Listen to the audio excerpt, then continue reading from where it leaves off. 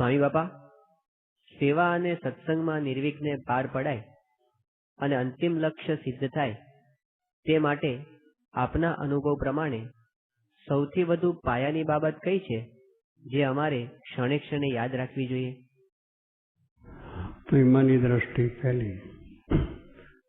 આપણે આ બધું કરવું છે, એમાં મહિમા જો હશે તો બધું કામ બધું થશે. તમે કહ્યું ને, સત્સંગમાં મળેલી સેવા નિર્વિઘ્ન પાર ક્યારે આપણે મહિમા હોય તો જ. નહીં તો વચ્ચેથી જો મહિમા ના હોય તો તરત આપણે ઘર ભેગા થઈ જઈએ. આ સેવા મારે નથી કરવી, મનની પ્રમાણ ના થાય, રુચિ પ્રમાણ ના થઈ આપણા સૌ.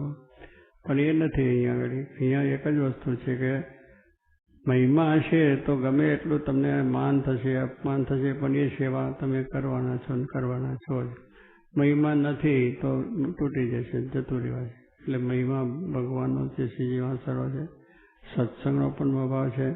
મારે કે દરેક સત્સંગી ભક્તોનો પણ મહિમા સમજવાનો છે.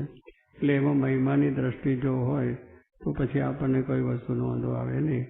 એટલે મળેલી સેવા નિર્વિઘ્ન પાર ત્યારે પડે. મહિમા ના હોય તો અડધેથી મૂકીને જતો રહે કે હવે શું માથાકૂટ કૂટાકૂટ કરી છે, આપણી કાને પડી નથી.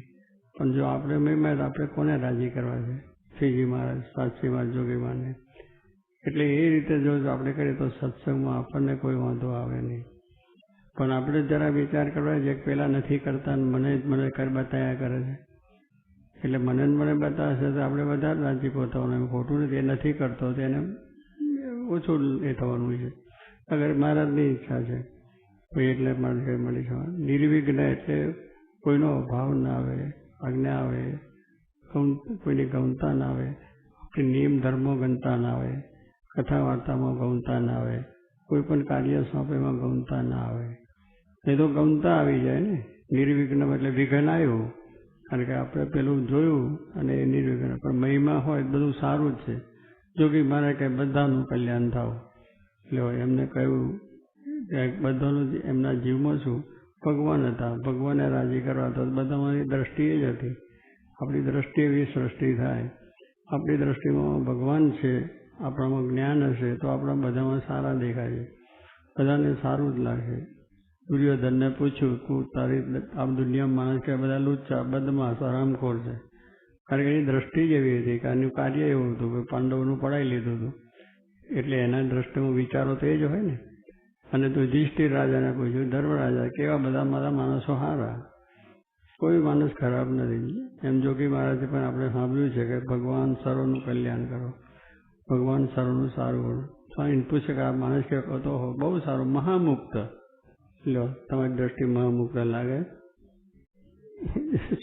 સત્સંગમાં ન શોભે એવી વસ્તુ હોય તો પછી મહામુક્ત કહે તો એમની દ્રષ્ટિ એવી છે. આપણી જો એ દ્રષ્ટિ હોય તો પછી આપણને નિર્વિઘ્ને આપણું કામ થાય. તો કે મહારાજ આનંદ આનંદ ને આનંદ 24 અવર ઢૂંઢ્યા, 24 કલાક આનંદ હતો નહીં. ઊંઘતા, જાગતા, ખાતા, બેહતા, હસતા ને હસતા દેખાય. સાથે એમની એક દ્રષ્ટિ એવી હતી કે ભાઈ ભગવાનની દ્રષ્ટિ. એટલે દરેકના પ્રત્યે એવી વૃત્તિ રાખીને જો આપણે કામ કરીએ તો આપણને કોઈ વાંધો આવતો, કોઈ સેવામાં વાંધો આવશે નહીં. પણ આપણે પછી બીજાનું જોવાની દ્રષ્ટિ થાય એટલે વાંધો આવે. બધા હારા છે એમ કહેલું પછી છે બસ. અને સ્વામીએ તો ત્યાં સુધી વાત કરી કે આ બધા સમજે છે અને હું નથી સમજતો. તમે પણ ત્યાં પ્રિન્સિપલ હોય ને તો તમારે એમ જ માનવાનું છે કે આ બધા છોકરા ભણે છે તો સર્વોપરી હું જ મૂર્ખ છું. સમજાય? હા, તો પછી આપણે વાંધો ના. પણ મને મૂર્ખ કહ્યો એટલે બધા છોકરા ગેટ આઉટ નીકળી જાઓ બહાર. અને પેલાને કહ્યું હોય તમે આવા છો, સારું આપણે ભણાવવું છે ને પ્રિન્સિપાલ છે એટલે થાય. એમ સ્વામી જોગી મહારાજની દ્રષ્ટિ જેવી છે એવી આપણી દ્રષ્ટિ થાય. અને એ કરવા માટે તો આ બધી વાત છે, કથા વાર્તા કીર્તન. તો એ દ્રષ્ટિ થશે એમના પ્રતાપે કરીને. અને આપણે એવા સુખિયા પણ થઈશું તો આપણે કોઈ વિઘ્ન નથી.